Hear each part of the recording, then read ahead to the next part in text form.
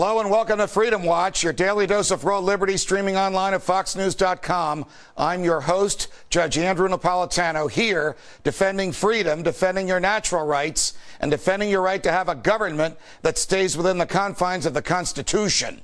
Ben Bernanke's nomination for a second term as Federal Reserve Chairman will be determined next week as the Senate Banking Committee meets on December 17th to vote on his nomination to run the central bank for another 4 years. It appears that Professor Bernanke has enough support for another term, but his tenure exposed a dark and sinister agenda by the Fed to control the value of our lives.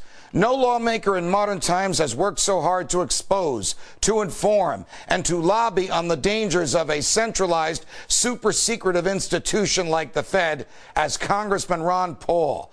As you know, the Fed has no government oversight until possibly now. Here to discuss the attempt to audit the Fed and the political problems that have arisen in doing so is Congressman Ron Paul. Congressman, the legislation that you have authored to audit the Fed, which has made its way through several levels of Congress and now I think has been reported out by the House Financial Services Committee, is it attached to other things which you and people who defend the Constitution and the free market oppose?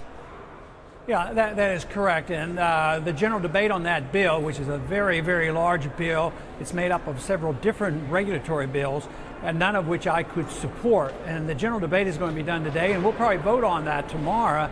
Of course, I've been asked a whole lot, what are you going to do? I said, well, I'll do what I usually do. You know, if it's a bad piece of legislation, even though there might be an attempt to do some good things in it, I don't think you can do anything but vote no, because that's how we get into our trouble. Pretend you do a little bit of good and do a lot of bad. So I voted against it in the committee after I got my amendment passed. So my amendment is on this very bad piece of legislation. But, you know, that would be strange and different for somebody else, because there's a sort of a rule down here. If they allow you to bring up amendment or the amendment gets passed, then you're sort of obligated to vote for the full package. But nobody asked me about that. They're not expecting me to change the way I've operated. So I still feel good that we were able to work within the system without giving up anything. But this week, hopefully, this will remain intact. And Chairman Frank said that he would not change my amendment. It would stay, you know, in the big bill, and then it will have passed the House, and then it will be up to the Senate to follow through.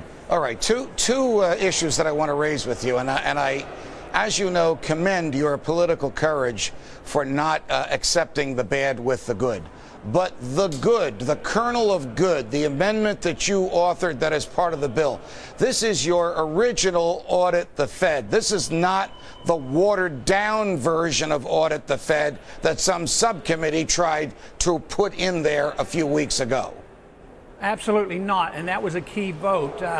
I brought up, Mel Watt brought in the watered down version. Not only was it watered down, it actually gave the Fed more secrecy.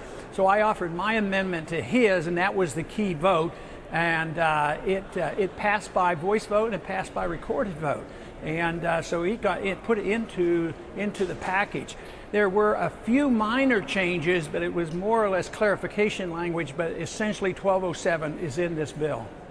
Because there is this nonsense in there that the administration likes, I gather if this passes the Senate, the president will sign the bill. And even though a lot of bad things will come our way, there will be a real full audit of the Fed. If the Senate puts it in, my guess would be it's going to be very hard to get it through the Senate. If it does, then it has to go to conference. And even though sometimes both the Senate and the House pass this thing, sometimes they'll be tinkering in the conference committee. You know, a lot of shenanigans goes on in the conference. And it's conceivable, if this is a big enough issue, I could even see that Obama could consider a veto. Or they might just say, well, let's let this go through, we'll beat it in the courts, because there will be, you know, just like the Fed has filed a lot of, they've been fighting those suits under the Freedom of Information Act not to allow their records to be seen. So I'm sure this piece of legislation will be fought in the courts as well. Congressman Paul, thanks very much for joining us on Freedom Watch. Thank you.